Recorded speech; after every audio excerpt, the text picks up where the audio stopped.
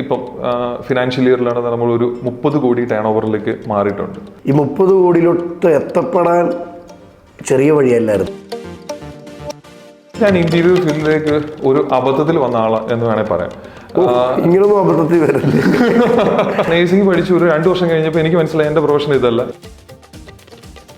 അതെന്റെ ഫാദർ കാണിച്ചു. ഞാൻ മാതാപിതാക്കളോട് പറയാനുള്ള കാര്യം അത് തന്നെയാണ്. ഞാൻ തന്നെയാണെന്നൊരു വർക്ക് പിടിച്ചിട്ട് ഞാൻ തന്നെ ലോഡിങ് അൺലോഡിങ് എല്ലാം ഞാൻ തന്നെ ചെയ്തു. ഇന്റീരിയറിന്റെ കാര്യത്തിൽ ശ്രദ്ധിക്കേണ്ട കാര്യങ്ങൾ എന്തൊക്കെയായിരിക്കും? ഒരു വീട് കൺസ്ട്രക്ട് ചെയ്യുന്ന സമയത്ത് തന്നെ ക്ലയന്റ് പറയുമ്പോൾ ഞാൻ തന്നെയാണെന്നുള്ളത് എന്റെ മനസ്സിൽ 3D ആക്കും. കൊട്ടേഷൻ എനിക്ക് മാത്രമായിട്ട് ചെയ്യാൻ പറ്റില്ല എന്ന് എനിക്ക് മനസ്സിലായി. അപ്പോൾ അതിനുള്ള ടൈമില്ല. അവരെന്നോട് പലപ്പോഴും പറഞ്ഞിട്ടുണ്ട് എന്നെ കൊണ്ട് ഇന്ന് സാധിക്കത്തില്ല. ഞാൻ പറഞ്ഞു നിന്നെ കൊണ്ട് സാധിക്കും. ഏതൊരു വീടിന്റെ ഭംഗി എന്ന് പറയുന്ന അടുക്കളയാണ്. ഈ കിച്ചണിന്റെ കാര്യത്തിൽ നമ്മൾ അകത്ത് ചെയ്യുന്ന കാര്യങ്ങൾ എന്തൊക്കെയായിരിക്കും? വാസ്തു ഇതിനകത്തൊരു എല്ലാ ടീമും അകത്തിലുണ്ടല്ലേ? അതെ. പൈസയ്ക്ക് വേണ്ടി മാത്രം അവിടെ നിന്നിരുന്നെങ്കിൽ ഒരു പക്ഷെ ഇങ്ങനെ എന്റെ മുന്നിൽ വന്നിരിക്കാൻ പറ്റത്തില്ലല്ലേ? പറ്റത്തില്ല. ഒരു വീട് പണി മുതൽ പാൽക്കാച്ച് വരെ നമ്മൾ സെറ്റ് ചെയ്ത് കൊടുക്കും.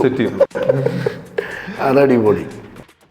എല്ലാവർക്കും നമസ്കാരം. ഞാൻ Ajin Varghese. Variety made new chat ഷോയിലേക്ക് ഏവർക്ക് സ്വാഗതം.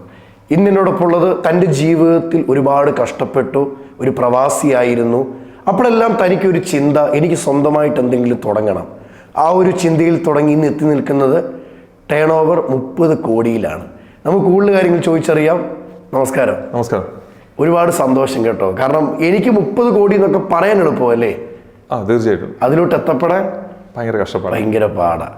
അപ്പോൾ നമ്മുടെ പ്രേക്ഷകർക്ക് എന്താണ് ബിസിനസ്, എന്താണ് പേര്, അങ്ങ് തകർത്തോ? നമ്മള് ബിസിനസ് എന്താന്ന് ചോദിച്ചു കഴിഞ്ഞാൽ കേരളത്തിൽ നിന്ന് ഒത്തിരി പേര് ഇപ്പം UK, കാനഡ പോലുള്ള സ്ഥലങ്ങളിലേക്ക് പോകുന്നുണ്ട്. അതെ, തീർച്ചയായിട്ടും. അതിൽ എനിക്കെപ്പോഴും പറയാനുള്ള ഒരു കാര്യം, നമ്മുടെ മാതാപിതാക്കൾ അതിൽ വലിയൊരു പങ്ക് വഹിക്കുന്നുണ്ട്. കാരണം അവർ ഈ പോകുന്നതിൽ ഒന്നുകിൽ അല്ലെങ്കിൽ നമ്മുടെ സമൂഹം ഈ മാതാപിതാക്കൾ പങ്കുവഹിക്കുന്നുണ്ടെന്ന് പറഞ്ഞപ്പോഴേ എനിക്കും പറയാനുള്ളൊരു കാര്യം തീർച്ചയായിട്ടും വഹിക്കുന്നുണ്ട്. കാരണം അവരുടെ എല്ലാം ചിന്ത ഇവിടെ നിന്നിട്ട് ഒരു പ്രയോജനവും ഇല്ല. തീർച്ചയായിട്ടും അങ്ങനെയുണ്ട് അല്ലേ? അപ്പൊ അതിൽ മാറ്റം വരാൻ എന്തെങ്കിലും റീസൺ ഉണ്ടോ? ഒന്ന് ഫസ്റ്റ് ആണെന്ന് പറഞ്ഞാൽ നമ്മുടെ സമൂഹം മാറണം ഈ കാര്യത്തിൽ. അതേപോലെ നമ്മുടെ നമ്മളുടെ മാതാപിതാക്കളല്ല നമ്മുടെ സമൂഹം എപ്പോഴും പറയുന്നത് ഈ ആരുടെയെങ്കിലും കൂടെ ജോലി ചെയ്ത് ജീവിക്കുക, അല്ലെങ്കിൽ എവിടെയെങ്കിലും വിദേശത്ത് പോവുക, പൈസ ഉണ്ടാക്കുക എന്നുള്ള ഒരു ചിന്താഗതിയിലാണ് ആളുകൾ. പക്ഷെ അതിൽ മാറ്റം വരണം. കൂടുതൽ ആളുകൾ ബിസിനസ് വരാത്തതിന്റെ കാര്യം എന്ന് വെച്ച് കഴിഞ്ഞാൽ റിസ്ക് ആണ് ഏറ്റവും വലിയ പ്രശ്നമായിട്ട് ഇവർ പറയുന്നത്. കാരണം ഇതിൽ ഏറ്റവും റിസ്ക് ഇവർ കാണുന്നത് എപ്പോഴും വേണമെന്നൊരു പൈസയുടെ കാര്യത്തിലാണ് റിസ്ക് പറയുന്നത്.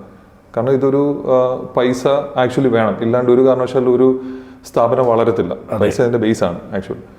പക്ഷെങ്കിൽ അത് ചിന്തിക്കാനോ അവരെ ചിന്തിപ്പിക്കാനോ അല്ല. ഇപ്പം ഉദാഹരണം പല ആളുകളും ആണെന്നൊരു എന്താ ചെയ്യുന്നത് ചോദിച്ചു കഴിഞ്ഞാൽ അവർ മീൻസ് മക്കൾക്ക് താല്പര്യം ഉണ്ടാവാം, പക്ഷേ മാതാപിതാക്കൾ ഒരു തരത്തിലും സമ്മതിക്കാതെ വരുമ്പോൾ അവർ ഇവിടുന്ന് വിദേശത്തേക്ക് പോവുകയാണ്. ഇതൊക്കെ നടക്കുന്ന കാര്യമാണോ? പൈസ വേണം, പൊട്ടിപ്പോയെന്ത് കൊടുക്കും അല്ലേ? അത് തന്നെ.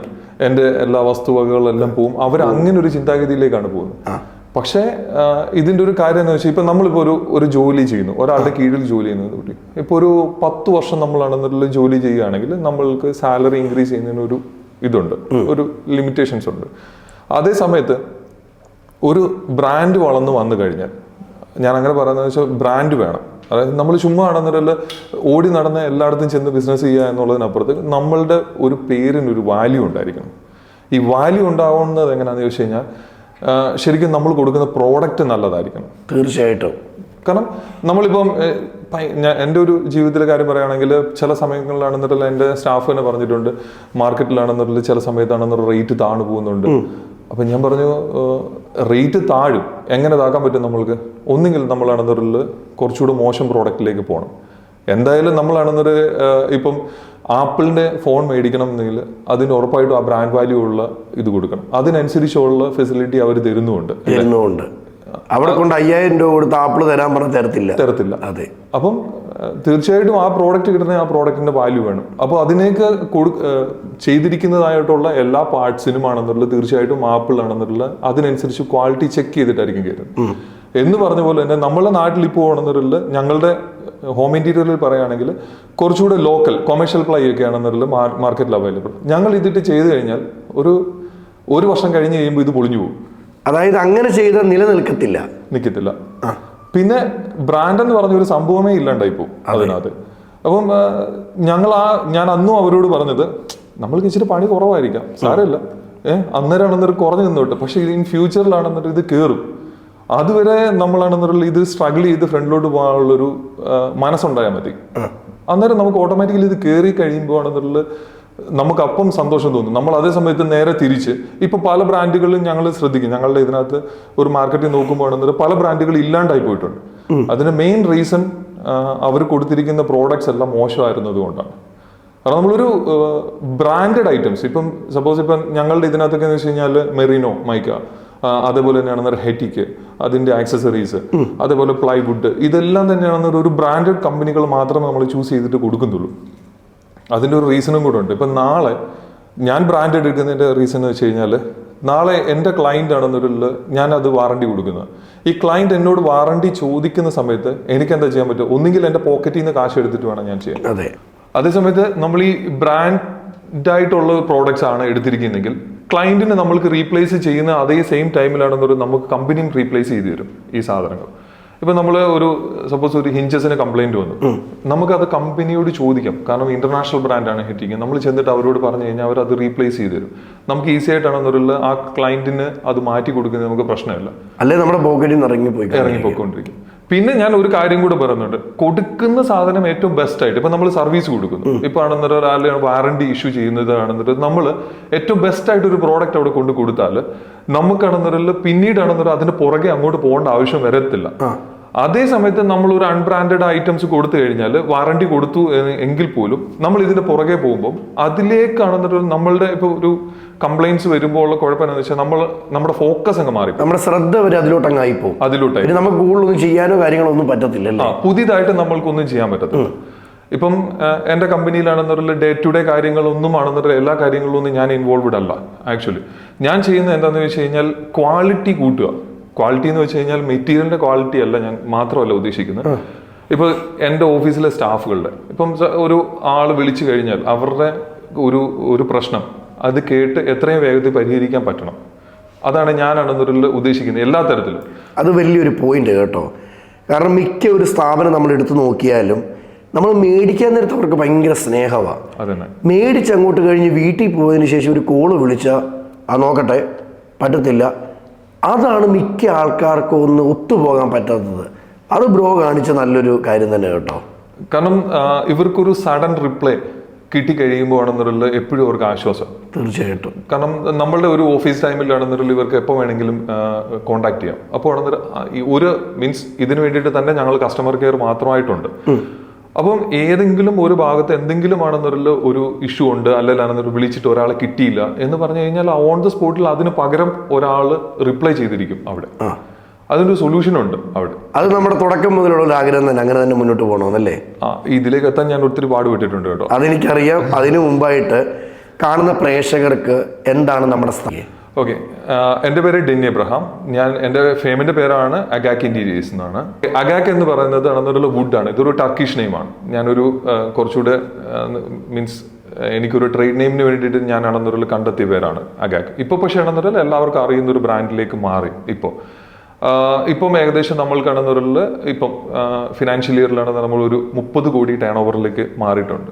ഈ 30 കോടി എന്ന് കേൾക്കുമ്പോൾ ആണെന്നൊരു ആദ്യമൊക്കെ ആണെന്നൊരു എനിക്ക് കോടി എന്നൊക്കെ കേൾക്കുമ്പോൾ ഭയങ്കര ഇതായിരുന്നു. കാരണം നമ്മൾ ഈ ലക്ഷം പോലും ചിന്തിക്കുന്നില്ലായിരുന്നു ആ സമയത്ത്. പക്ഷെ ഇന്ന് നടന്നൊരു കോടി എന്ന് പറയുമ്പോൾ ആണെന്നല്ല അത്ര മീൻസ് എല്ലാവരും കേൾക്കുന്ന ആളുകൾക്ക് ചിലപ്പോൾ തോന്നും ഇത് കോടി എന്നൊക്കെ പറയുമ്പോൾ വലിയ സംഭവം. പക്ഷെ മീൻസ് ആ ലെവലിലേക്ക്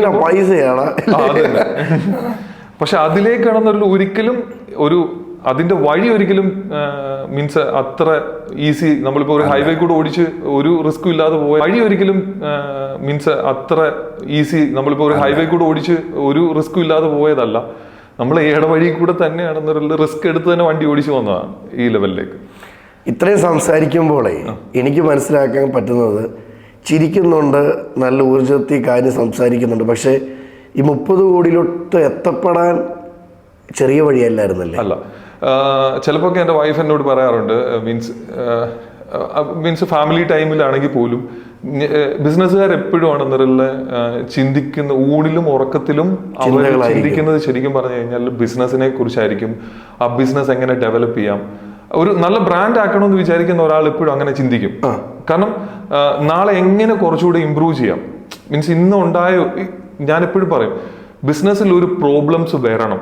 കാരണം എന്ന് വെച്ച് കഴിഞ്ഞാൽ ഒരിക്കലും പ്രോബ്ലംസ് വന്നില്ല എങ്കിലും നമ്മൾ അതിനെക്കുറിച്ച് ചിന്തിക്കത്തില്ല, അതിനൊരു സൊല്യൂഷന് നമ്മൾ കണ്ടെത്തത്തില്ല. ഞാൻ രണ്ട് രീതിയിലാണ്. ഒന്ന്, ഞാനായിട്ട് കണ്ടെത്താൻ ശ്രമിക്കും ഒരു പ്രശ്നം ഉണ്ടായി. രണ്ട്, എന്റെ ഫെയിമിനകത്ത് ഉള്ള ആളുകൾക്ക് മോട്ടിവേറ്റ് ചെയ്ത് ഞാൻ പറയും, നിങ്ങൾ കണ്ടെത്തിയാൽ ഞാൻ അവർക്കൊരു ചെറിയ ഗിഫ്റ്റ് കൊടുക്കും. എന്തുകൊണ്ടാന്ന് ചോദിച്ചാൽ വേറൊന്നുമല്ല, ഇപ്പൊ ഞാൻ ഒരു സൊല്യൂഷന്റെ ഒരു പ്രശ്നം ഞാൻ കണ്ടെത്താനായിട്ട് എടുക്കുന്ന സമയം ചിലപ്പോൾ ആണെന്നിട്ടുള്ള ഒരു വർഷവും 1.5 വർഷമായിരിക്കും. അതുകൊണ്ട് എനിക്ക് ഉണ്ടാകുന്ന നഷ്ടം, ഈ എന്റെ ഓഫീസിലിരിക്കുന്ന ഏതെങ്കിലും ഒരു എംപ്ലോയി അതിനൊരു സൊല്യൂഷൻ പറഞ്ഞാൽ എനിക്കാണെന്നിട്ടുള്ള 1 മാസം കൊണ്ട് ആ സാധനത്തിന് ഒരു സൊല്യൂഷൻ കിട്ടി ശരിക്കും പറഞ്ഞാൽ. അപ്പൊ എനിക്കുണ്ടായ നഷ്ടമാണെന്നുള്ള, എനിക്ക് അവന് ഒരു ഗിഫ്റ്റ് കൊടുത്താൽ പോലും ആണെന്നിട്ടുള്ള എനിക്കുണ്ടായ നഷ്ടം എനിക്ക് അവിടെ ലാഭമായി മാറും. അതെ. കാരണം ഞാൻ വേറൊരു കാര്യം കൂടെ എന്താണെന്ന് വെച്ച് കഴിഞ്ഞാൽ, ഞാൻ ഏകദേശം ഒരു 3 ഫെയിമിലോളം വർക്ക് ചെയ്തതിന് ശേഷമാണ് ഞാൻ സ്വന്തമായിട്ട് ഫെയിം ആണെന്ന് സ്റ്റാർട്ട് ചെയ്യുന്നത്. ഡയറക്റ്റ് ഒരിക്കലും ബിസിനസ്സിലോട്ട് വരുമല്ലായിരുന്നു. അപ്പൊ ഒരുപാട് പാഠങ്ങൾ പഠിപ്പിച്ചിട്ടില്ല ലൈഫിൽ. തീർച്ചയായിട്ടും. കാരണം അങ്ങനെ വേണം എന്ന് ഞാൻ പറയും. കാരണം എന്ന് വെച്ച് കഴിഞ്ഞാൽ നേരെ ബിസിനസ്സിലേക്ക് ഇറങ്ങുമ്പോൾ നമ്മൾ വളരുന്നതിന്റെ സമയവും കൂടെ കൂടുതലായിരിക്കാം സാധ്യതയുണ്ട്. ചിലര് ലക്കിൽ വളരാം, ഇല്ലെന്ന് ഞാൻ പറയുന്നില്ല.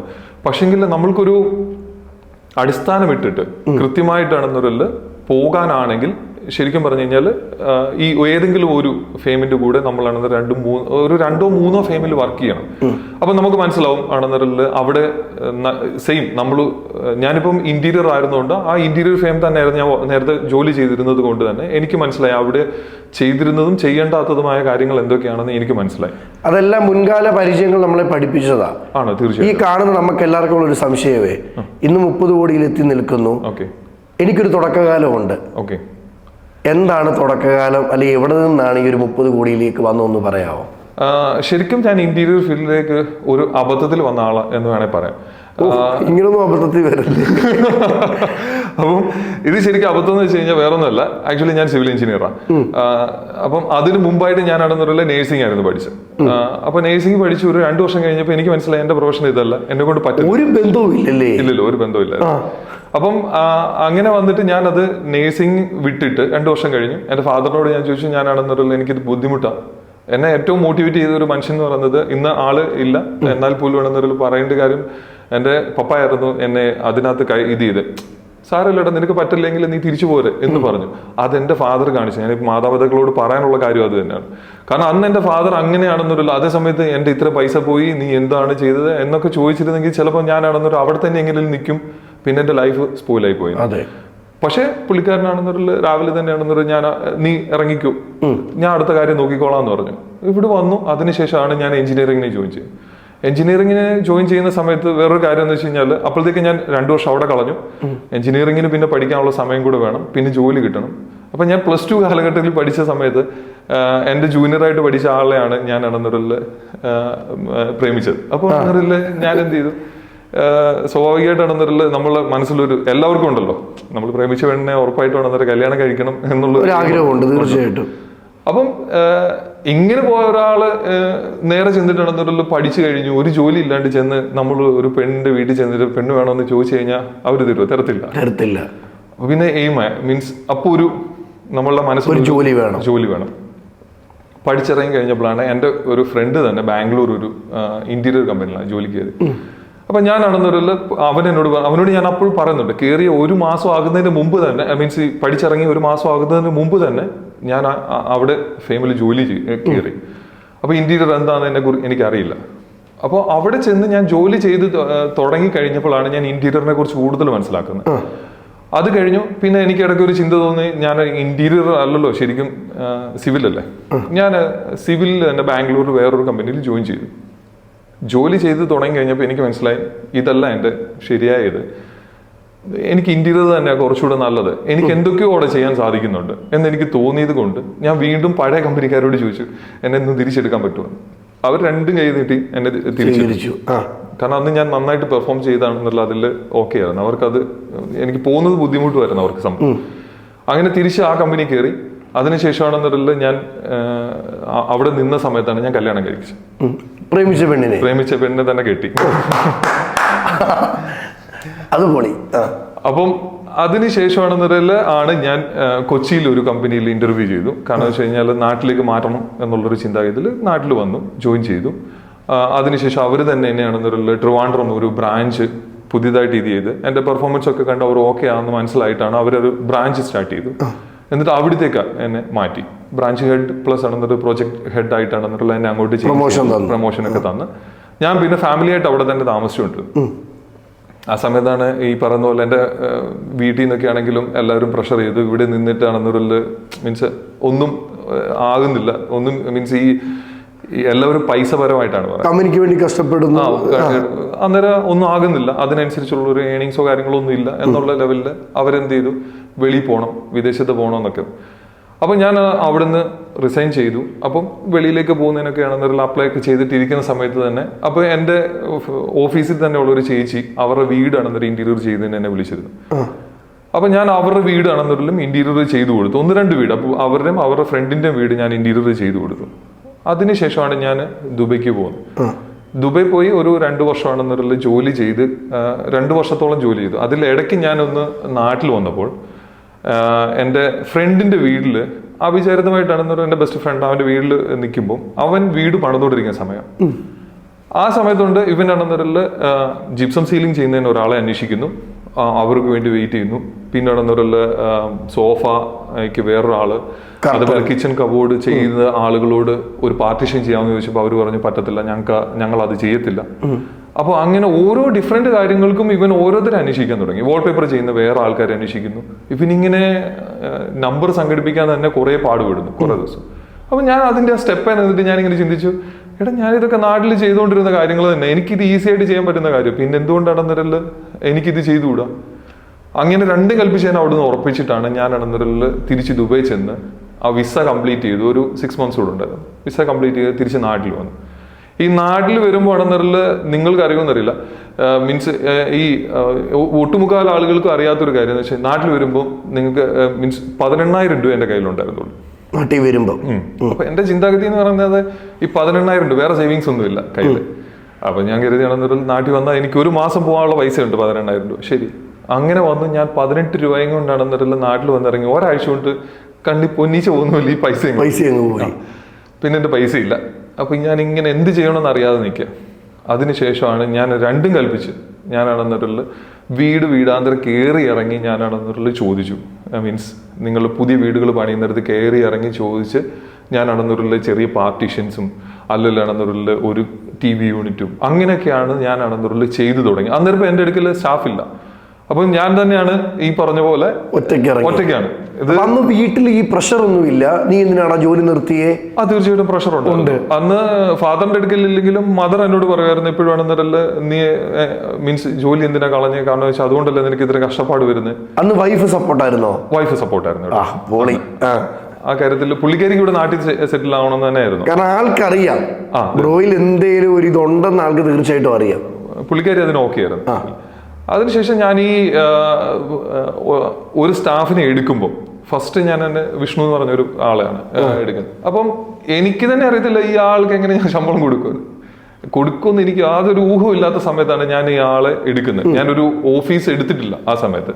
എന്നിട്ട് നാട്ടിലാണെന്നൊരു പോയി ചെറിയ വർക്കുകൾ പിടിക്കുന്നു. ഞാൻ തന്നെയാണെന്നൊരു വർക്ക് പിടിച്ചിട്ട് ഞാൻ തന്നെ ലോഡിങ് അൺലോഡിങ് എല്ലാം ഞാൻ തന്നെയാണ് ചെയ്യുന്നത്. അതിനുശേഷമാണെന്നൊരു അപ്പം എനിക്ക് എന്നെ തന്നെ ഒരു വിശ്വാസം ഉണ്ടായിരുന്നു കേട്ടോ ആ കാര്യത്തിൽ. കാരണം എനിക്ക് ഈ ഇന്റീരിയറിന്റെ മൈന്യൂട്ട് പോയിന്റ്സ് എല്ലാം എനിക്ക് നല്ലപോലെ അറിയാം. കാരണം വെച്ച് കഴിഞ്ഞാൽ ഒരു കാര്യം ഇങ്ങനെ ചെയ്താൽ ഇത്, അതായത് ഇപ്പൊ സപ്പോസ് ഇന്റീരിയറിൽ ഒരു കൺസ്ട്രക്ഷനും ഇന്റീരിയറും തമ്മിൽ ഡിഫറൻസ് ഉണ്ട് കുറച്ച്.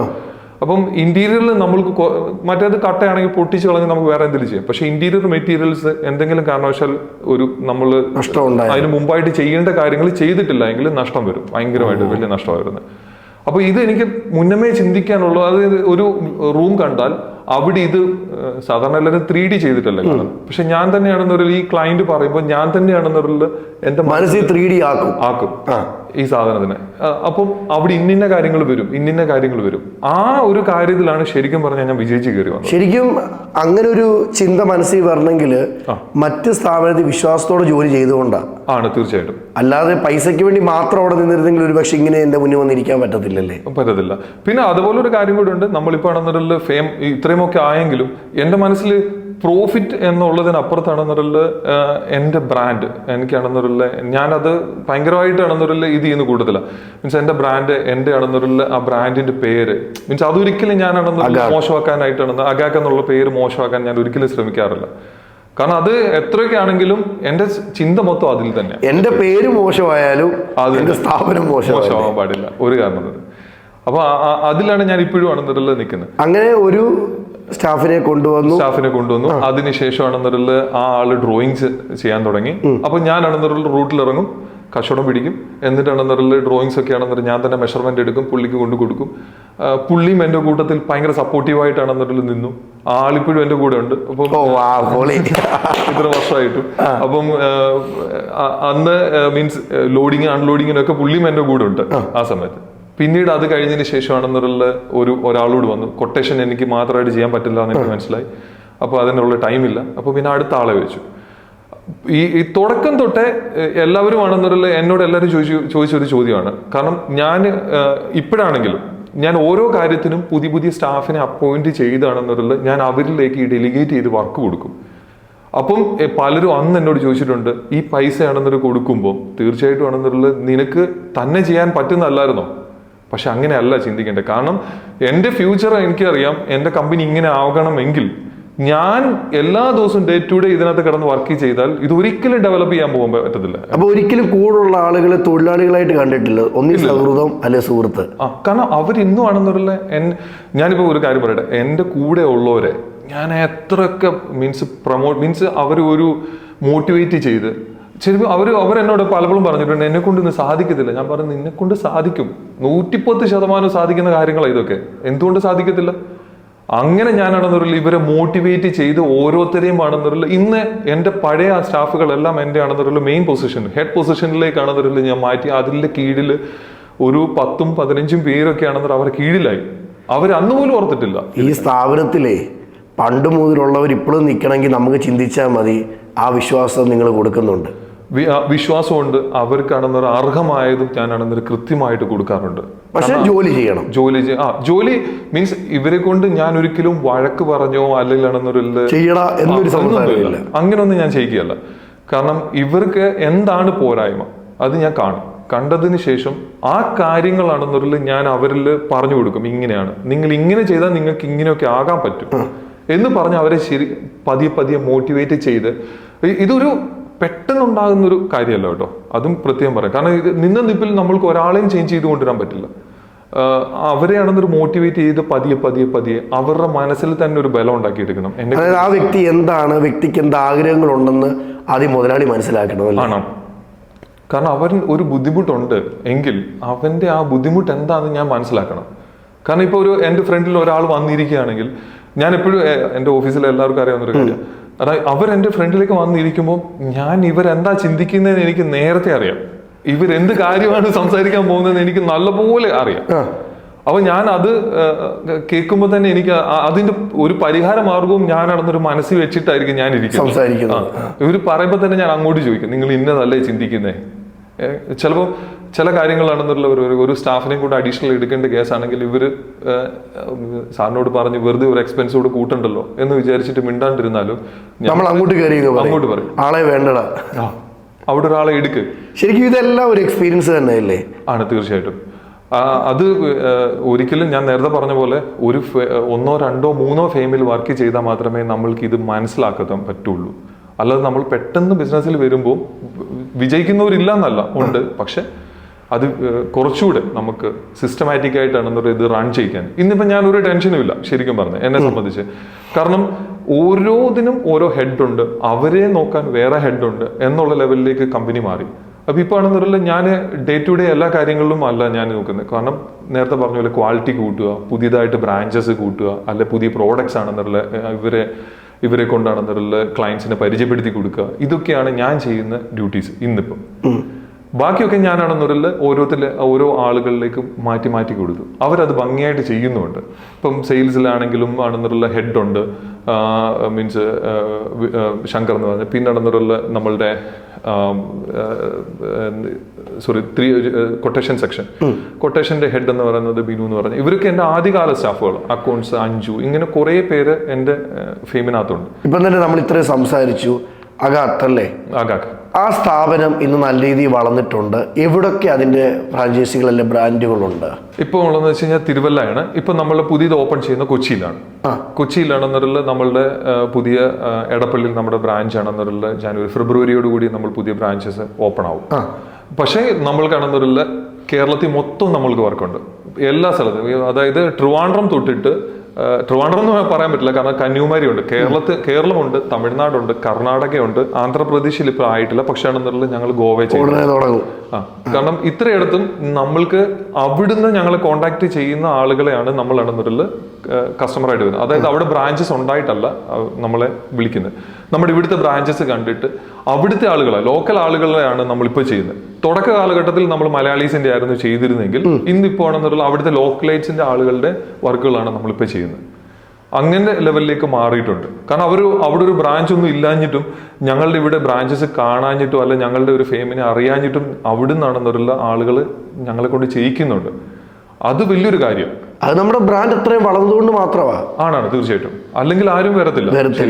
ഇപ്പൊ നമ്മുടെ ഈ അകത്ത് മറ്റൊരു ബിസിനസ് എടുത്ത് നോക്കിയാൽ, അല്ലെങ്കിൽ മറ്റു സ്ഥാപനം എടുത്ത് നോക്കിയാൽ എന്ത് വ്യത്യസ്തത നമ്മുടെ ഷോറൂമിനുണ്ട്? തമ്മിൽ വ്യത്യാസം എന്ന് വെച്ച് കഴിഞ്ഞാൽ മെയിനായിട്ടും ക്വാളിറ്റി തന്നെ. കാരണം ഞാനാണെന്നൊരു കസ്റ്റമറോട് പറഞ്ഞിട്ടുണ്ട്, നേരത്തെ പറഞ്ഞിട്ടുള്ള കാര്യം. കാരണം ഇതൊരു മീൻസ് ഫിനിഷ്ഡ് മെറ്റീരിയൽ മിക്കപ്പോഴും സൈറ്റിൽ ചെയ്ത് നമ്മൾക്ക് സൈറ്റിൽ അവർ പറയുന്ന ഒരു പീസ് എടുത്ത് കട്ട് ചെയ്ത് കാണിച്ചു കൊടുക്കാൻ പറ്റും. അവർ നമ്മളോട് കമ്മിറ്റ് ചെയ്ത പീസ് തന്നെയാണോ അവിടെ വന്നിരിക്കുന്നതെന്നാണ് 150% അവർക്ക് ഉറപ്പിക്കാം. കാരണം ബാക്കി ആരും അത് ചെയ്യുന്നില്ല. ഇപ്പം സപ്പോസ് ഇപ്പൊ ഒരു മറൈൻ പ്ലൈ വന്നു 710, ആ ഗ്രേഡിലുള്ളതാണോ പ്ലൈ എന്നറിയാനായിട്ട് ഇത് എഡ്ജോയിന്റ് ചെയ്തിട്ടൊക്കെ വരുന്നത്. ഇത് ഇവർക്ക് അറിയാൻ യാതൊരു മാർഗവും. അപ്പോൾ അവിടെ സൈഡിൽ വന്നു കഴിഞ്ഞാൽ അവർക്ക് അത് കട്ട് ചെയ്ത് പീസാക്കി നോക്കാം. ഞാൻ ഇത്ര മാത്രമേ അവരുടെ അടുക്ക് പറയുന്നുള്ളൂ. എനിക്കൊരു ഒരു 5 ദിവസത്തെ സമയം എക്സ്ട്രാ വേണം. കാരണം അത് റീപ്ലേസ് ചെയ്യാനായിട്ട് ചിലപ്പോൾ പല ദൂരത്തല്ലേ സൈറ്റുകൾ. അപ്പൊ അത് എത്തിക്കാനുള്ള സമയവും കാര്യങ്ങളും എനിക്ക് തന്നാൽ മതി. അത് തരികയാണെങ്കിലാണ് നിങ്ങൾക്ക് തന്നെ ചെക്ക് ചെയ്യാം സൈറ്റിൽ. നമ്മൾ നല്ല രീതിയിൽ വാറണ്ടി എല്ലാം കൊടുത്തിട്ട് ചെയ്യത്തുള്ളൂ, അല്ലാതെ ചെയ്യത്തില്ല.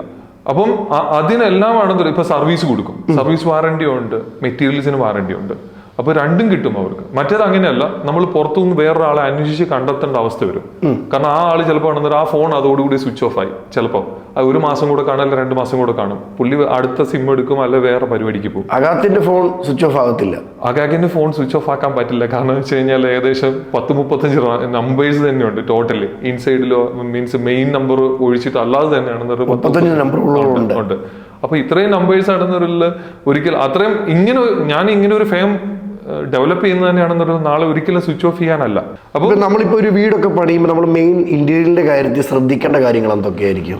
ശ്രദ്ധിക്കേണ്ട കാര്യം എന്ന് വെച്ച് കഴിഞ്ഞാൽ, ഇന്റീരിയർ നമ്മൾ ഒരു വീട് കൺസ്ട്രക്ട് ചെയ്യുന്ന സമയത്ത് തന്നെ നമ്മൾ അതിനെക്കുറിച്ചാണെന്നൊരു ഏതെങ്കിലും നന്നായിട്ട് പ്രൊഫഷണലി ചെയ്യുന്ന ഒരാളെ ആണെന്നൊരു കണ്ടെത്തി അവരോടാണെന്നുള്ള ഈ സംശയങ്ങളും കാര്യങ്ങളും അവരെ ഹെൽപ്പ് മേടിക്കുക. ഇപ്പോൾ ഒരു ഇന്റീരിയർ കമ്പനി ആണെങ്കിൽ അവരതിനെ ഹെൽപ്പ് ചെയ്യും, ശരിക്കും പറഞ്ഞാൽ നല്ല രീതിയിൽ. അപ്പം അവരോട് അതിന്റെ അഭിപ്രായങ്ങളും കാര്യങ്ങളും ചോദിച്ച് മനസ്സിലാക്കി. അതിപ്പോൾ ഒരു ബേസ്മെന്റ് തുടങ്ങിയെന്ന് കൂട്ടിക്കും, ഒരു വീടിന്റെ ബേസ്മെന്റ് തുടങ്ങുമ്പോൾ തന്നെയാണെന്നൊരു നമ്മളാണെന്നൊരു ഇന്റീരിയർ കമ്പനിയെ കൺസൾട്ട് ചെയ്യുന്നതാണ് എപ്പോഴും നല്ലത്. കാരണം അതിനകത്താണെന്ന് ഇലക്ട്രിക്കൽസ് വരും, പിന്നാണെന്നുള്ള അതിനകത്ത് അങ്ങനെ ഓരോ സ്റ്റെപ്പ് ബൈ സ്റ്റെപ്പ് ഓരോ ഇന്റീരിയറിന്റെ കാര്യങ്ങൾ അതിനകത്ത് വരും. ചിലപ്പോൾ അതിനകത്ത് സ്ലാബ് ആവശ്യമില്ല. ശരിക്കും ചിലരാണെന്നൊരു സ്ലാബ് ഒക്കെ വെക്കും, പക്ഷെ ആവശ്യമില്ലെങ്കിലും വെക്കും. അപ്പം അത് എപ്പോഴും എന്ന് വെച്ചാൽ ഒരു കോൺട്രാക്ടർ ആ ആള് ചിന്തിക്കുന്നത് എന്താണെന്ന് വെച്ച് കഴിഞ്ഞാൽ ആ ആൾക്കായിരിക്കും വർക്ക് എന്നുള്ള രീതിയിലായിരിക്കും ചിലപ്പോൾ അവർ ചിന്തിക്കും. അപ്പം അവരാണെന്നൊരു എന്ത് ചെയ്യും, സ്ലാബ് വർക്കും. അപ്പൊ അതിനടിയിലേക്കാണെന്നൊരു ഒരു തടിയും കൊണ്ടൊരു ക്യാബിനറ്റ് ആക്കുന്ന കാര്യത്തെക്കുറിച്ചായിരിക്കും അവരത് ചിന്തിച്ചു വെച്ചിരിക്കുന്നത്. പക്ഷെ അത് ആവശ്യമില്ല. പക്ഷെ അതാണെന്നൊരു അവര് ആ ആളെ വിശ്വസിപ്പിക്കും ഇങ്ങനെ തന്നെ വേണം. പക്ഷെ അങ്ങനെ ഒരു ആവശ്യം അവിടെ ഇല്ല. ശരിക്കും പറഞ്ഞാൽ ഇല്ലാതെ തന്നെയാണെന്നൊരു ഇത് ചെയ്യാൻ പറ്റും. പക്ഷെ അതൊന്നും മനസ്സിലാക്കാനായിട്ട് പറ്റത്തില്ല. ഇതിന്റെ സംശയങ്ങളും കാര്യങ്ങളും ഒക്കെ ആണെങ്കിൽ ശരിക്കും അപ്പോൾ നമ്മൾക്ക് ഇവരോട് ചോദിക്കാം. പിന്നെ അത് മാത്രമല്ല, ഇവരുടെ എടുക്കൽ കൊടുത്തു കഴിയുമ്പോൾ ഒരു നല്ലൊരു ഇന്റീരിയർ കമ്പനിയിൽ കൊടുക്കുമ്പോൾ അവരാണെന്നുള്ള അതിന്റെ ഡ്രോയിങ്സ് തരും, ഇലക്ട്രിക്കൽ ഡ്രോയിങ്സ് തരും, പിന്നെ ആണെന്നുള്ള അത് 3D വരുമ്പോൾ എങ്ങനെ വരും എന്നുള്ളത് കാണിച്ചു തരും. ഇതെല്ലാം നമ്മൾ കിട്ടുന്ന ബെനിഫിറ്റ്സ് ആണ്. ഇതെല്ലാം സ്ഥാപനങ്ങളിലും കിട്ടണമെന്നില്ല. ഇല്ല. ഇപ്പൊ ഞാനിപ്പം ബ്രോഡ് എടുത്തൊരു വീട് പണിയാനായിട്ട് വരുക, ഓക്കെ, എനിക്ക് അഗാത്ത് എന്ന കമ്പനിയിൽ നിന്ന് കിട്ടുന്ന കാര്യങ്ങൾ എന്തൊക്കെയൊന്ന് പറഞ്ഞു തരാമോ? ഫസ്റ്റ് ആണെന്നുള്ള ഒരാൾ എൻക്വയറി ചെയ്തു വരുന്നു. ഫസ്റ്റ് അവർക്കാണെന്നുള്ള നമ്മൾ കൊടുക്കുന്ന ഒരു കൊട്ടേഷനാണ്. ആ കൊട്ടേഷൻ ആണെന്നുള്ള കൊടുക്കും, നിങ്ങളുടെ വീട് ചെയ്യാൻ ഇത്ര രൂപ ഇന്റീരിയർ ആകും എന്നുള്ളതാണ് നമ്മൾ ഫസ്റ്റ് കൊടുക്കുന്ന കൊട്ടേഷൻ. അതിനകത്തു നിന്നാണെന്നുള്ള അവർ നോക്കിയതിനു ശേഷം അഡീഷണൽ എന്തെങ്കിലും ആഡ് ഓൺ ഐറ്റംസ് ഉണ്ടെങ്കിൽ അതും ചെയ്തു കൊടുക്കും. നമ്മൾക്ക് ഇത്ര അഡീഷണൽ വേണം. അല്ല, ക്ലയൻസ് തന്നെ പറയാം എനിക്ക് ഇങ്ങനെ ഉണ്ട്. ചില ക്ലയൻസിന് അതിനെക്കുറിച്ച് ധാരണയുള്ള ആളുകളുണ്ട്, ഇല്ലാത്തവരുണ്ട്. അപ്പം ഈ ഇല്ലാത്ത ആളുകളാണെങ്കിലും ഉള്ളവരാണെങ്കിലും നമ്മളാണെന്നുള്ള ആഡ് ചെയ്ത് കൊടുക്കും. സാർ ഇങ്ങനെയൊക്കെ ചെയ്യാൻ പറ്റും, അല്ലെങ്കിൽ ഇങ്ങനെ ചെയ്യാൻ പറ്റും, ഇങ്ങനെ ചെയ്ത് കഴിഞ്ഞാലാണെന്നുള്ള നല്ലതായിരിക്കും എന്ന് നമ്മൾ പറഞ്ഞു കൊടുക്കും. അതിനുശേഷമാണ് നമ്മളാണെന്നുള്ള പിന്നീട് അതിൻ്റെ 3D 2D അതേപോലെ തന്നെയാണെന്നുള്ള ബാക്കിയുള്ള എല്ലാ കാര്യങ്ങളിലേക്കും ആണെന്നൊരു സൈറ്റിലെ ഇടയ്ക്കുള്ള വിസിറ്റ് ഇതൊക്കെ നടത്തി നമ്മളാണെന്നുള്ള അവരെ നമ്മളാണെന്നൊരു കൂടുതൽ സപ്പോർട്ട് ചെയ്യും ആളുകൾ. എന്നിട്ട് നമ്മൾ അവരോട് മെറ്റീരിയൽസ് ആണെന്നുള്ള അവരെ കാണിച്ചു കൊടുക്കും. ഏതൊക്കെ മെറ്റീരിയൽസ് ആണെന്ന് നമുക്ക് യൂസ് ചെയ്യാം, ഏതൊക്കെ ഏരിയയിൽ മെറ്റീരിയൽ യൂസ് ചെയ്യാം. അവരൊരിക്കലും മിസ്ഗൈഡ് ചെയ്യാൻ പോകുന്നില്ല. അവരെയാണെന്നുള്ള നല്ല രീതിയിൽ ഗൈഡ് ചെയ്ത് കൊണ്ടുപോകുള്ളൂ. കാരണം ഞാൻ നേരത്തെ പറഞ്ഞ പോലെ വാറണ്ടി നമ്മളാണ് കൊടുക്കേണ്ടത്. നാളെ വാറണ്ടിയിൽ എന്തെങ്കിലും പ്രശ്നം വന്നു കഴിഞ്ഞാലും അത് നമ്മൾ തന്നെയാണ് റീപ്ലേസ് ചെയ്ത് കൊടുക്കേണ്ടത്. അപ്പൊ അതുകൊണ്ട് തന്നെയാണെന്നുള്ള മിസ്ഗൈഡ് ചെയ്ത് കൊടുക്കത്തില്ല, നേരെയുള്ള ഗൈഡൻസ് മാത്രമേ ഉണ്ടാകത്തുള്ളൂ അവിടെ. നമ്മൾ എന്തോ കാര്യങ്ങൾ ചെയ്യുന്നുണ്ട്. കർട്ടൻ, അതായത് നമ്മൾ ചെയ്യുന്നത് വെച്ചാൽ കിച്ചൺ കബോർഡ്സ്, വാഡ്രോബ്സ്, അതേപോലെ സോഫ, ഡൈനിങ് ടേബിൾ, ചെയർ, വാൾ പേപ്പർ, ബ്ലൈൻഡ്സ്, ജിപ്സം സീലിംഗ് എല്ലാം മൊത്തത്തിലാണെന്നൊരു നമ്മൾ ചെയ്തു കൊടുക്കുക. ക്ലയൻസിന് എങ്ങോട്ടും പോകണ്ട. കാരണം അവരാണെന്നുള്ള ഒരു പണി നമ്മളെ ഏൽപ്പിച്ചു കഴിഞ്ഞാൽ അവർക്ക് അത് ഫിനിഷ് ചെയ്ത് കൊടുക്കുക എന്നുള്ളത് ഇന്റീരിയറിൽ. അതായത് നിങ്ങളൊക്കെ ഒരു വീട് പണിയുന്നുണ്ടെങ്കിൽ അഗാത്തി പോയാലുള്ള ഗുണമെന്ന് പറയുന്നത് മറ്റ് സ്ഥാപനത്തിൽ പോയാൽ 100 പേരെ വിളിക്കേണ്ടി വരും. ഒരു ടീം, 2 ടീം, 3 ടീം. ഇവിടെ പോയാൽ എല്ലാ ടീമും അഗാത്തിലുണ്ടല്ലേ? അതെ, എല്ലാ തരത്തിലും കൺസൾട്ടിങ് ഉൾപ്പെടെ എല്ലാം നമ്മൾ കൺസൾട്ടിങ്ങും ചെയ്യുന്നുണ്ട് അതിനകത്ത്. ഒരു വീട് പണി മുതൽ പാൽക്കാച്ച് വരെ നമ്മൾ സെറ്റ് ചെയ്ത് കൊടുക്കും. അതടിപൊളി. ഇപ്പം തന്നെ നമ്മുടെ ഏതൊരു വീടിന്റെ ഭംഗി എന്ന് പറയുന്ന അടുക്കളയാണ്. ഈ കിച്ചണിന്റെ കാര്യത്തിൽ നമ്മൾ അകത്ത് ചെയ്യുന്ന കാര്യങ്ങൾ എന്തൊക്കെയായിരിക്കും വർക്ക്? കിച്ചണിന്റെ കാര്യത്തിലാണെന്നുള്ള ഇപ്പം നമ്മുടെ നാട്ടില് ശരിക്കും പറഞ്ഞു കഴിഞ്ഞാൽ ഒരു ദിശ കാര്യങ്ങളെല്ലാം നോക്കാറുണ്ട്. വാസ്തു ഇതിനകത്തൊരു പ്രധാനപ്പെട്ട കാര്യമാണ്. നമ്മുടെ നാട്ടിൽ നോക്കുമ്പോൾ വെളിയിൽ എവിടെയാണ് പ്രശ്നമില്ല. ഇപ്പൊ യൂറോപ്യൻ കൺട്രീസിലൊന്നും അതൊരു പ്രശ്നം, നാട്ടിൽ അത് വലിയൊരു പ്രോബ്ലം. അതിനെയും കൂടെ ഉൾക്കൊള്ളിച്ചിട്ടായിരിക്കും നമ്മൾ എപ്പോഴും ആണെന്നുള്ള ക്ലയൻസിനോട് പറയും ഈ ദിശ. അതിനായിട്ട് നമ്മൾ അഗാത്തി വന്ന വേറെ ആളുകളെ വിളിക്കേണ്ട ആവശ്യമില്ല. ഇല്ല. അപ്പം നമ്മൾ പറയും ഈ ദിശയിൽ ഇങ്ങനെ വെക്കാം. അപ്പം ഇപ്പം നമ്മളൊരു വിൻഡോയിലായിരിക്കും ചിലപ്പോൾ ആ ദിശയുടെ പേരിലായിരിക്കും ചിലപ്പോൾ വിൻഡോയിൽ വെക്കുന്നത്. വിൻഡോയിൽ വെക്കാനേ മാത്രമേ നമ്മൾക്ക് അവിടെ ഒരു മീൻസ് ചിമ്മിനിക്ക് സ്പേസ് ഉള്ളൂ എങ്കിൽ ആ ക്ലയന്റിനോട് നമ്മൾ പ്രത്യേകം പറയും, സർ നാളെ ആണെന്നൊരു നിങ്ങൾക്ക് ആ വിൻഡോ ഓപ്പൺ ചെയ്തിട്ട് കഴിഞ്ഞാൽ നിങ്ങൾക്കാണെന്നൊരു ഈ പറഞ്ഞ അതിന്റെ ആക്ച്വൽ എഫക്റ്റ് ഒന്നും കിട്ടിയെന്ന് വരത്തില്ല. കാരണം അവിടുന്ന് ഓൾറെഡി ആണെന്നൊരു വിൻഡ് വരും. കാറ്റുള്ളിലേക്ക് കിടക്കുമ്പോൾ ഓട്ടോമാറ്റിക്കലി ആണെന്നൊരു ഈ സ്മെല്ല് ഉള്ളിലേക്ക് പിന്നെയും കയറും. ഇത് ശരിക്കും ചിമ്മിനി ചെയ്യുന്നത് ശരിക്കും പറഞ്ഞു കഴിഞ്ഞാൽ ഇതിന്റെ സ്മെല്ല് സക്ക് ചെയ്ത് വലിച്ചു പുറത്തേക്ക് കളയാനുള്ളൂ. അപ്പം അവരോട് അതിന്റെ ഗുണവും ദോഷവും പറഞ്ഞു കൊടുക്കും. ഇനിയിപ്പം അവർക്ക് ആ ദോഷം കുഴപ്പമില്ല എങ്കിൽ നമ്മൾ അവിടെ വെക്കാൻ റെഡിയാണ്. അവർ ഓക്കെ ഇല്ലെങ്കിൽ ആണെങ്കിൽ നമ്മൾ അവിടെ വെച്ച് കൊടുക്കും. ഇല്ല എങ്കിലാണെന്നുള്ളത് നമ്മൾ പറയും ഇന്ന പൊസിഷനിലേക്ക് മാറ്റി വെക്കുകയാണെങ്കിൽ നല്ലത്. പിന്നെ അത് മാത്രമല്ല ഓരോ സ്പേസ് നമ്മൾ നോക്കും. ഇപ്പം ഒരു മൂലക്കോട്ട് കയറ്റി നമ്മൾ ഒരിക്കലും ആണെന്നറില്ല ഒരു വുഡ് ആൻഡ് കോബ് വെക്കാൻ ശ്രമിക്കില്ല. കാരണം 2 സൈഡിലേക്കും സ്പേസ് ഉണ്ടോ നോക്കും. കാരണം നമ്മളിപ്പോൾ ആണെന്നറില്ല നമുക്ക് തന്നെ അറിയാം, നമ്മുടെ വീട്ടിൽ അമ്മമാരൊക്കെ ആണെന്നറില്ല ചിലപ്പം വർത്താനം പറയാനായിട്ട് ചിലപ്പം ലിവിങ്ങിൽ വരും. അപ്പോഴായിരിക്കും ഓർക്കുന്ന കിച്ചണിലാണെന്നറില്ല എന്തെങ്കിലും തിളച്ചു തൂകാനോ പാലോ എന്തെങ്കിലും ഇരിക്കുന്നു എന്ന്. പെട്ടെന്ന് അവർ ഓടി വന്നിട്ടാണെന്നറില്ല അവർക്ക് 2 സൈഡിലോട്ടും വെക്കാനുള്ള സ്പേസ് കൊടുത്തിരിക്കണം. കാരണം ഇല്ല ഒരു സൈഡിലേക്ക് ഉള്ളൂ എങ്കിൽ ചിലപ്പോൾ അത് മറിഞ്ഞു പോകാനുള്ള സാധ്യതയൊക്കെ കൂടുതലാണ്. അപ്പൊ 2 സൈഡിലും സ്പേസ് ഉണ്ടോ എന്ന് നോക്കും. അതൊക്കെ ഇല്ല എങ്കിൽ അത്ര ചെറിയ കിച്ചണാ അത്രയും സ്ഥലം ഇല്ല എങ്കിൽ മാത്രം ഇവരോട് ഇതെല്ലാം പറഞ്ഞിട്ട് ചെയ്യുള്ളൂ. ഇങ്ങനെ ചെയ്യാൻ പറ്റില്ല, ഇങ്ങനെ ചെയ്താൽ നിങ്ങൾക്ക് ഇങ്ങനെ ദോഷമുണ്ടെന്ന്. ഇങ്ങനത്തെ മൈന്യൂട്ട് കാര്യങ്ങൾ ശരിക്കും പറഞ്ഞത് കൊണ്ടാണ് ഞാൻ ഇന്നാണെന്നൊരു എന്തെങ്കിലും ആയത്. നമ്മളൊരു വീട് വെക്കുമ്പോഴേ ഇന്റീരിയറിൽ എന്തൊക്കെ കാര്യങ്ങൾ നമ്മൾ ശ്രദ്ധിക്കണം? ഇന്റീരിയറിനകത്താണെന്നുള്ള ആദ്യം വേണ്ടത് നമ്മൾക്ക് ബഡ്ജറ്റിനെ കുറിച്ചാണെങ്കിൽ നമ്മൾക്ക് ആദ്യം ഒരു ധാരണ വേണം. എന്തൊക്കെ വേണം എന്നുള്ളതിനെ കുറിച്ച്. ഒന്ന്. രണ്ടാമത്തെ കാര്യം എന്ന് വെച്ച് കഴിഞ്ഞാൽ നമ്മൾ വീട്ടിൽ എപ്പോഴും ശ്രദ്ധിക്കുന്ന ഒരു കാര്യം എന്ന് വെച്ച് കഴിഞ്ഞാൽ ലിവിങ്. അതേപോലെ തന്നെയാണെന്നൊരു നമ്മളുടെ കിച്ചൺ കബോർഡ്, ബെഡ്റൂംസ് ഒക്കെ ആണെന്നൊരു അത്രയും ആണെന്നൊരു ചെയ്യുന്ന ആളുകൾ എപ്പോഴും ഉണ്ടാകത്തില്ല. പക്ഷെങ്കിൽ ലിവിങ്, ഡൈനിങ്, അതേപോലെ കിച്ചൺ ഏരിയ ഇതെപ്പോഴും നല്ലപോലെ ശ്രദ്ധിക്കണം. കാരണം അവിടെ ഒരു കിച്ചണിലാണെങ്കിലും ലിവിങ്ങിലാണെങ്കിലും എപ്പോഴും ഒരു സ്പേഷ്യസ് ഫീൽ ചെയ്യുന്ന രീതിയിലായിരിക്കണം ഡിസൈൻ ചെയ്യേണ്ടത് എപ്പോഴും. കാരണം ചിലപ്പോൾ ആണെന്നൊരു ചെറിയ സ്ക്വയർ ഫീറ്റ് ഏരിയയിലുള്ള വീടുകളാണെങ്കിൽ പോലും നമ്മളെപ്പോഴും അതിനൊരു സ്പേഷ്യസ് ഫീൽ ചെയ്യുന്നത്. അതായത് ഒത്തിരി വോൾസ് ക്രിയേറ്റ് ചെയ്യാതെ മാക്സിമം ഓപ്പൺ ആയിട്ട് രീതിയിൽ ചെയ്യുവാണെങ്കിൽ നമ്മൾ ചെറിയ വീടാണെങ്കിലും ഒരു വലിയ വീടിൻ്റെ ഒരു ഫീല് കിട്ടും അതിനുള്ളിൽ. അത് ഒരു കാര്യം ശ്രദ്ധിക്കേണ്ട കാര്യം. പിന്നെ രണ്ടാമത്തെ കാര്യം, പ്രൈസ് ഒരു പ്രശ്നമല്ല എങ്കിൽ ക്വാളിറ്റി ഉള്ള മെറ്റീരിയൽസ് മാത്രം ചൂസ് ചെയ്യാൻ ശ്രമിക്കുക. അതേപോലെ ചെയ്യേണ്ടതെന്ന് വെച്ച് കഴിഞ്ഞാൽ നിങ്ങൾ ഒരു പ്രൊഫഷണലി ചെയ്യാനായിട്ടാണ്, നല്ല രീതിയിലാണ് ചെയ്യാനായിട്ട് ഉദ്ദേശിക്കുന്നത്, ഒരു ഡിസൈൻസ് ഒക്കെ ചെയ്യാനായിട്ടാണ് ഉദ്ദേശിക്കുന്നത്, ഏതെങ്കിലും ഒരു പ്രൊഫഷണൽ കമ്പനീസിനെ മാത്രം അപ്രോച്ച് ചെയ്യുക. അതായിരിക്കും കുറച്ചുകൂടി ബെറ്റർ എപ്പോഴും. മറ്റൊരു മോശമെന്നല്ല, അവർക്കപ്പോൾ ആണെന്നതിൽ കുറേ കാര്യങ്ങൾ കുറവായിരിക്കും. ഇപ്പം സപ്പോസ് എന്താ പറയുന്നത് 3D 2D അതേപോലെ തന്നെയാണെന്നുള്ള ഇതെല്ലാം മുന്നേ ഉള്ള ധാരണ, അതേപോലെ തന്നെയാണെന്നുള്ള എഗ്രിമെന്റ്സ് കാര്യങ്ങൾ, ഇതൊന്നും അവരുടെ അവിടെ വർക്കൗട്ട് ആവുന്ന കേസുകളല്ല. ഇതൊക്കെ എന്ന് വെച്ച് കഴിഞ്ഞാൽ മീൻസ് ഈ പറഞ്ഞ വാറണ്ടീസ് ഇതൊന്നും കിട്ടാൻ സാധ്യത കുറവായിരിക്കും എപ്പോഴും. ഇത്രയും സംസാരിച്ചപ്പോൾ എനിക്ക് വേറൊരു അഭിമാനം എന്നറിയോ, എൻ്റെ നാട്ടുകാരനും കൂടെ. ഒരേ നാട്ടുകാർ ഒരേ വേദിയിൽ വന്നിരിക്കുമ്പോൾ ഭയങ്കര സന്തോഷം കേട്ടോ. അപ്പൊ നമ്മുടെ കൊച്ചി പാലാരിവട്ടത്ത് നമ്മുടെ ന്യൂ ഷോറൂം ഓപ്പൺ ആവുക. നമ്മുടെ പ്രേക്ഷകരോട് പറഞ്ഞു. എടപ്പള്ളിയില് നമ്മൾ പുതിയ ഷോറൂം ഓപ്പൺ ആണ്. പ്രേക്ഷകരോട് പറഞ്ഞോ? ഇല്ല, പറഞ്ഞില്ല. അതായത് ഫെബ്രുവരിയോട് കൂടി നമ്മളുടെ എടപ്പള്ളിയിലെ ഷോറൂം ഓപ്പൺ ചെയ്യുക പുതിയതായിട്ട്. കാരണം ഇവിടെ നിന്ന് ഞങ്ങൾക്ക് ഒത്തിരി ക്ലയൻസ് ഉണ്ട്. ഇപ്പൊ മലബാർ ഏരിയ എന്നൊക്കെയാണെന്നുള്ളും ഒത്തിരി ക്ലയൻസ് ഉള്ള ഒരു ഇതുണ്ട്. അപ്പം അതുകൊണ്ട് തന്നെയാണെന്നുള്ള ഞങ്ങൾ കൊച്ചിയാണ് ഇപ്പൊ കണ്ടത്.